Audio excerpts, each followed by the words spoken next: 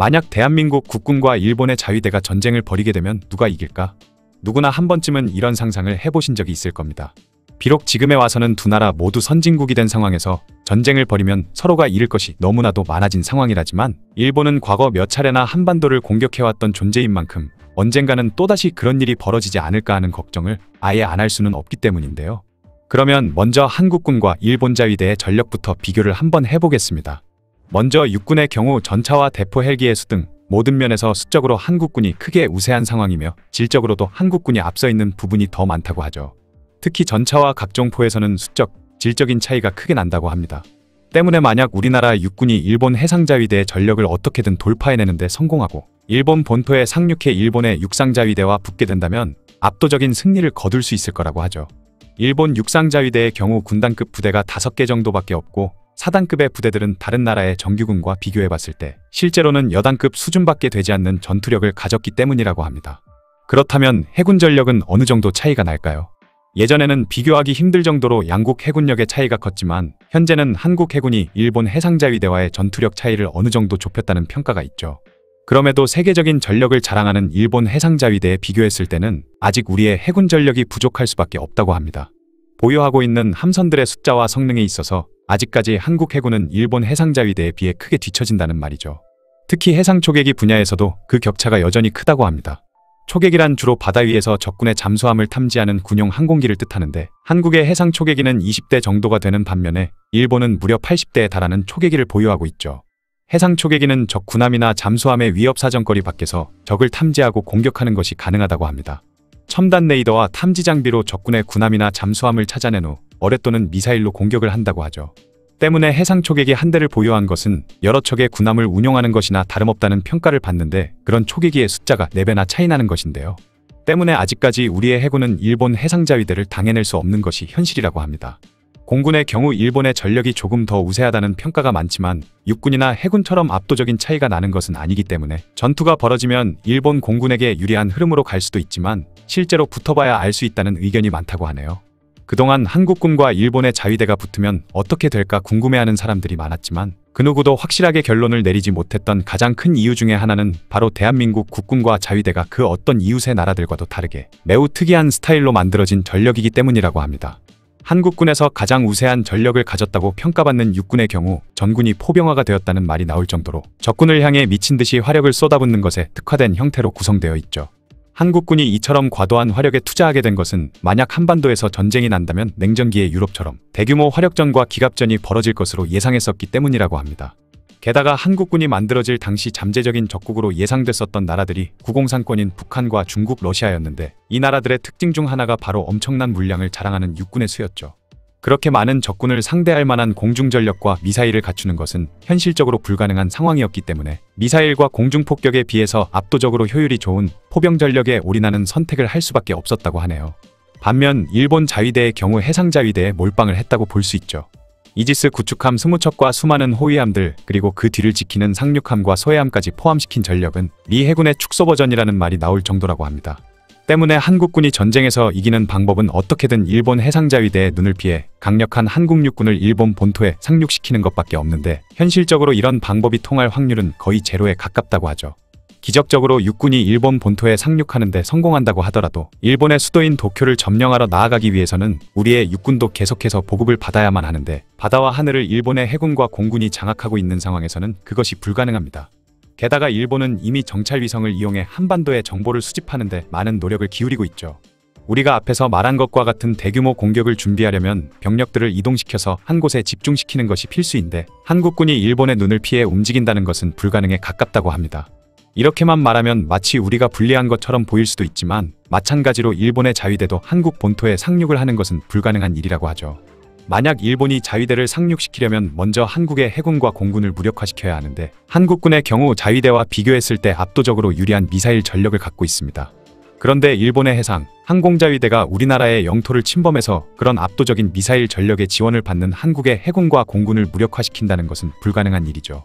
만에 하나 기적이 일어나서 육상자위대가 한국 본토에 상륙한다고 하더라도 육상자위대에게는 막강한 한국의 육군과 싸우면서 서울을 포함한 수도권 일대를 점령할 수 있는 능력이 없습니다. 실제로는 경상도 땅을 벗어나기도 힘들겠죠. 때문에 현실적으로 한국과 일본 중 어떤 나라도 상대의 영토를 점령한다는 것은 현실적으로 불가능한 일인데, 여기에 미국의 존재를 생각하면 이 전쟁은 먼저 때리는 쪽이 질 수밖에 없는 싸움이라고 합니다. 현재 미국은 한국, 일본 모두와 상호방위 조약을 체결한 상태인데, 상호방위 조약은 조약을 맺지 않은 대상으로부터 침략을 받을 때만 발동되는 것이죠. 때문에 만약 두 나라 간의 전쟁이 벌어지면 미국은 중립적인 태도를 보이기보다는 정당성이 더 높은 쪽을 지지해주려 할 텐데, 이렇게 될 경우 선제 공격을 당한 국가를 지지해줄 가능성이 높다고 합니다. 만약 한국과 일본이 전쟁을 벌이면 미국이 한일 양국에 무기를 팔아먹을 수 있으니 이득이 아니냐는 의견도 있는데요. 하지만 세계에서 손꼽히는 경제대국인 한국과 일본이 동시에 전쟁을 한다면 두 나라와 연관된 사업이 많은 미국으로서는 방산이익보다 훨씬 더 커다란 손해를 입을 수밖에 없기 때문에 오히려 최대한 빠르게 개입해서 전쟁을 끝내버릴 가능성이 높다고 합니다. 때문에 먼저 공격을 한 나라는 유엔을 비롯한 국제사회의 힘을 등에 업은 미국을 상대해야 될 테니 그야말로 먼저 때리는 쪽이 지는 싸움이라고 볼 수밖에 없는 것이죠. 2022년 7월 27일 폴란드는 대한민국과 약 20조 원 규모에 해당하는 방위산업 협력을 체결했는데요. 한국은 폴란드에 3.5세대 전차인 K2 흑표 180대와 자주곡사포인 K9 670문, 국산 전투기인 FA-50GF 12대 등을 수출하게 되었는데, 처음 이 소식이 알려졌을 때 많은 사람들이 유럽에서도 수입을 원할 만큼 우리나라 무기가 성능이 좋았나 하고 놀랐었죠. 과연 폴란드는 어떤 이유로 한국에 무기를 수입하기로 결정한 것인지 지금부터 알아보겠습니다. 폴란드와 한국이 맺은 방산 계약은 무려 20조나 되는 거액이 들어가는 규모에 비해 굉장히 빠른 속도로 진행이 되었기 때문에 폴란드 언론에서는 대량으로 무기를 도입하는 계약을 그토록 빨리 처리해버리는 것을 쉽게 납득하지 못하는 반응이 대부분이었고, 폴란드 국민들도 정말 잘한 계약이 맞는지 걱정하는 의견들이 많았다고 하죠. 왜냐면 규모로 봤을 때 거의 폴란드의 군대 전체를 개조하다시피 하는 초거대 방산 계약을 맺은 것이었는데, 무기를 판매하는 입장인 한국의 국민들조차 폴란드에서 대체 왜 우리나라 무기를 사는 거냐고 궁금해하는 사람들이 많았으니 그 많은 돈을 들여 무기를 사는 폴란드 입장에서는 당연히 그런 반응이 나올 수밖에 없었는데요. 그 중에서도 가장 말이 많았던 것은 바로 우리나라가 자체적으로 개발해낸 FA-50 전투기를 도입하는 것에 대한 문제였습니다. 다른 장비는 그래도 동급의 다른 장비를 사도 될 텐데 왜 하필 한국산을 쓰냐는 의문을 던지는 정도에서 그쳤지만, 폴란드 공군에서 이미 미그-29 전투기를 쓰고 있는데 왜 다운그레이드나 마찬가지인 FA-50을 사냐며 반발이 심했다고 하죠. 하지만 이것은 폴란드 국민들이 오해한 것으로, 폴란드 국방부에서는 기존의 미그-29를 F-35로 대체하는 데 걸리는 기간 동안 전력의 공백을 메꾸기 위해 FA-50을 산 것일 뿐, 애초에 기존에 있던 전투기를 대체하기 위한 것이 아니었다고 하네요. 어쨌든 폴란드와 대한민국 두 나라의 국민들도 이해를 하지 못할 만큼 폴란드 정부는 마치 마트에서 장바구니를 끌고 물건들을 쓸어 담듯 순식간에 한국산 무기들을 사버렸는데, 그들이 그렇게 급히 행동했던 데에는 다 이유가 있었다고 합니다. 2022년 2월 러시아가 우크라이나를 침공하면서 가까이에 있는 다른 국가들도 언제 러시아의 침공을 당할지 모른다는 위기를 느끼기 시작했죠. 지난 1939년 소련에게 침공을 당했던 역사를 가지고 있는 폴란드는 우크라이나가 무너지면 다음 목표는 자신들이 될 수 있다고 생각했는지 자신들이 가지고 있던 소련제 장비를 우크라이나군에 지원해줬습니다. 그렇게 우크라이나에 지원을 해주면서 폴란드군이 갖고 있던 군사장비에는 일시적으로 공백이 생길 수밖에 없었기 때문에 빠르게 무기를 구해올 필요가 있었는데, 폴란드가 유럽연합으로부터 지원을 받으려면 새롭게 구입하는 무기가 나토에서 정한 규격에 맞는 것이야만 했다고 하죠. 그래서 폴란드는 나토에서 정한 규격에 맞는 무기를 보유하고 있으며 최대한 빠르게 많은 양을 납품할 수 있는 능력을 갖추고 있고, 합리적인 가격에 무기를 파는 것은 물론 그 무기를 다루는 법에 대한 교육이나 무기가 고장났을 때 정비를 하는 방법 등의 우수한 서비스까지 제공해 줄 수 있는 나라를 찾기 시작했습니다. 하지만 서유럽의 국가들은 러시아와 중국을 믿고 너도 나도 할 것 없이 모두 경쟁하듯 군비를 줄이는 상황이었기 때문에 마땅히 장비를 살 수 있을 만한 나라가 보이지 않았다고 하죠. 그런 상황 속에서 폴란드 정부의 눈에 든 곳이 바로 대한민국이었다고 합니다. 당시 대한민국은 러시아와 불곰 사업 등을 진행하는 중요한 협력국인 동시에 친미 국가로서 미국과도 오랜 시간 우방을 다져온 나라였기 때문에 우리나라에서는 어느 정도의 군사장비만 우크라이나에 지원을 해주면서 최대한 전쟁에 개입하는 것을 피하고 러시아를 자극하지 않으려는 태도를 보였죠. 때문에 폴란드가 보기에 대한민국에서 무기를 산다면 러시아의 방해를 받지 않으면서도 나토의 규격대로 제작된 최신 장비를 안정적으로 공급받을 수 있다는 판단을 내렸다고 합니다. 우리나라는 오랜 기간 일본과 러시아, 중국 등 군사력이 막강한 국가들은 물론 핵무기를 보유하고 있는 북한에까지 둘러싸여 끊임없이 위협에 대비해야 했기 때문에 70년 넘는 기간 동안 해마다 막대한 국방비를 투자해 꾸준하게 국방력을 강화시켜왔죠.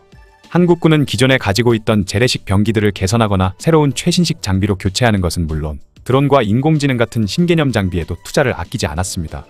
대한민국은 1999년 외환위기를 겪으며 국방 예산을 이전에보다 조금 줄였던 것을 제외하고는 그 어떤 정부가 들어선다 할지라도 국방비 관련 예산은 절대 줄이지 않고 오히려 계속해서 늘려가면서 군사력을 강화시키는데 힘써왔죠.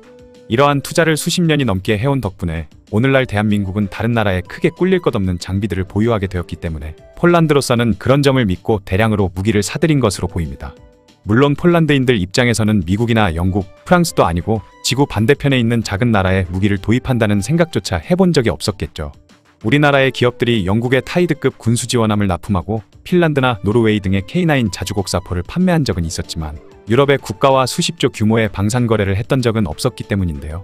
물론 우리 주변에 있는 일본과 중국에서도 우수한 장비들을 쓰고 있지만 일본산 무기는 가격이 비싼 데다 섬나라인 일본의 특수성에 맞게 최적화되었기 때문에 내륙에 위치해 있는 폴란드군에게는 크게 매력적인 장비가 아니었다고 하죠.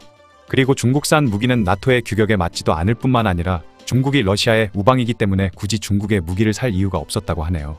때문에 폴란드 정부에서는 정치와 외교 등 여러 가지 면에서 분석을 해본 결과 그 당시 폴란드군이 가진 문제점을 빠른 시간 안에 해결해 줄 수 있는 국가는 전 세계에서 오직 대한민국밖에 없다는 결론을 내렸다고 하죠.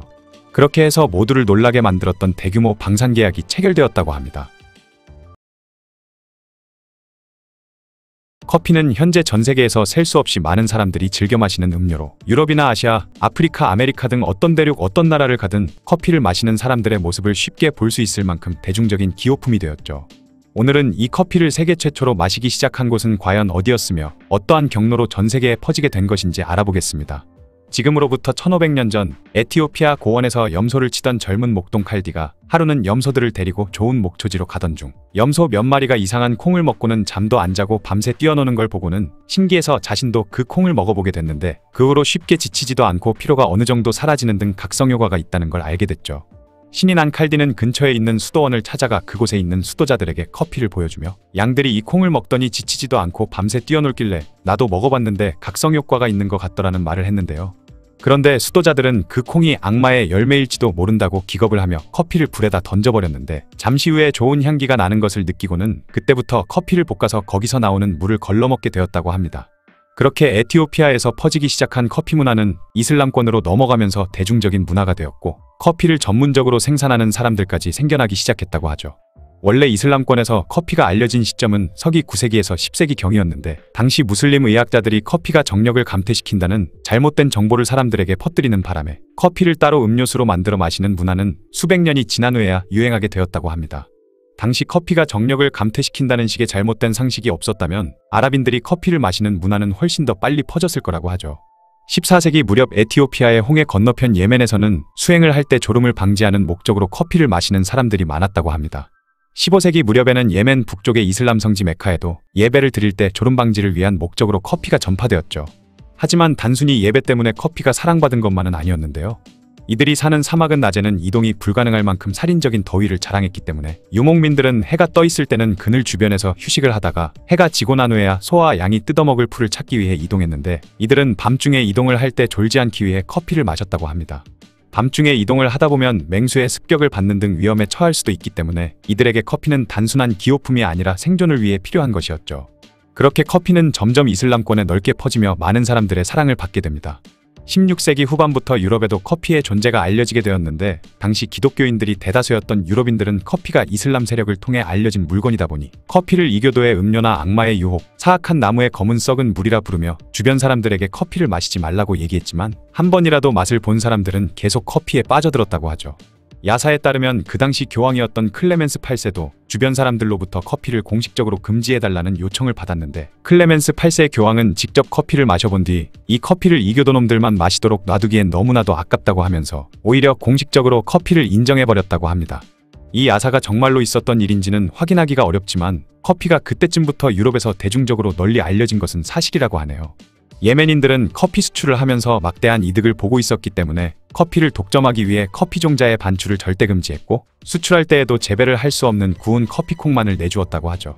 하지만 바바 부단이라는 인물이 메카를 순례한 후 들린 모카에서 7알의 커피 열매를 품에 숨겨와 인도 남서부 해안에서 커피 재배를 시작했는데 그곳에서 재배한 커피가 유럽으로 전해졌을 가능성이 높다고 합니다. 뿐만 아니라 네덜란드 또한 1690년부터 예멘의 항구 도시인 아덴에서 커피를 밀수해온 후 재배를 시도했는데 몇 차례 실패 끝에 1699년부터 안정적인 재배를 시작할 수 있었다고 하네요. 한편 프랑스는 이탈리아나 영국, 네덜란드 등 다른 유럽의 국가들에 비해 상대적으로 뒤늦게 커피 열풍이 불었는데 늦게 배운 도둑질이 무섭다는 말처럼 사람들이 미친 듯이 커피 사재기에 나섰다고 합니다. 그렇게 되면서 정작 오스만 제국의 수도 이스탄불에 커피가 부족해지는 상황이 발생하자 분노한 술탄이 유럽으로의 커피 수출을 금지시켜버렸다고 하죠. 그러자 프랑스는 1713년 네덜란드와 위트레흐트 조약을 맺었을 때 선물로 받았던 커피나무를 이용해 재배를 시작했다고 하는데요. 첫 10년 동안은 계속 재배에 실패했지만 1723년 카리브해의 마르티니크라는 섬에서 해군 장교 마티유 드 클리웨가 재배에 성공한 품종을 아이티와 과들루프 등에 옮겨 심으면서 점점 생산량을 늘려나간 끝에 프랑스도 1730년대부터는 안정적으로 커피를 생산할 수 있게 되었다고 합니다. 오히려 이전에 자신들에게 커피를 팔았던 중동 지역에 거꾸로 커피를 수출할 수 있을 정도가 되었다고 하죠. 우리나라에서는 19세기 말 무역이나 선교 등의 목적으로 조선을 방문한 서양인들을 통해 커피가 퍼지기 시작했다고 하는데요. 1884년 1월 미국인 퍼시벌 로웰이 밥을 먹은 후 한강 주변에 있는 창랑정에서 커피를 마셨다고 회고록에 적은 것이 우리나라와 관련된 기록에서 커피가 처음으로 등장한 순간이라고 합니다. 이때 조선에서 커피는 양탕국이라는 이름으로 불렸는데 당시 양반들은 외국인에게 커피를 선물 받으면 두고두고 아껴 마셨을 정도로 좋아했으며 국왕이었던 고종도 커피를 매우 좋아했다는 기록이 있죠. 고종이 얼마나 커피에 대해 잘 알고 있었는지 알려주는 일화가 있습니다. 1898년 김옥륙이라는 인물이 고종을 암살하기 위해 고종이 마실 커피에 치사량이 넘는 아편을 몰래 넣은 사건이 있었는데 이때 고종은 평소 자신이 마시던 커피와 향이 다르다는 것을 눈치채고는 일부러 커피를 마시지 않으면서 독살이기를 벗어났다는 기록이 있다고 하네요. 하지만 당시 고종과 같이 있었던 황태자 순종은 커피 맛의 차이를 눈치채지 못한 채 아편이 든 커피를 한 모금 마셔버렸기 때문에 그 후유증으로 두고두고 고생을 하게 되었다고 합니다. 그렇게 상류층들만 마시는 고급 음료로 여겨지던 커피였지만 외국에 유학을 다녀온 조선인들 중 커피하우스를 여는 사람들이 많아지면서 점점 커피를 마시는 사람들이 늘어나기 시작했고 해방 후 미군들을 통해 인스턴트 커피가 사람들에게 널리 퍼지면서 수많은 사람들이 커피를 마시게 되었다고 하죠. 2000년대 이후로는 엄청난 수의 커피 매장이 전국적으로 늘어났고 이후로 수많은 사람들이 커피 연구에 뛰어들게 되면서 지금은 우리나라도 서유럽 못지않게 커피 문화가 발달하게 되었다고 하네요.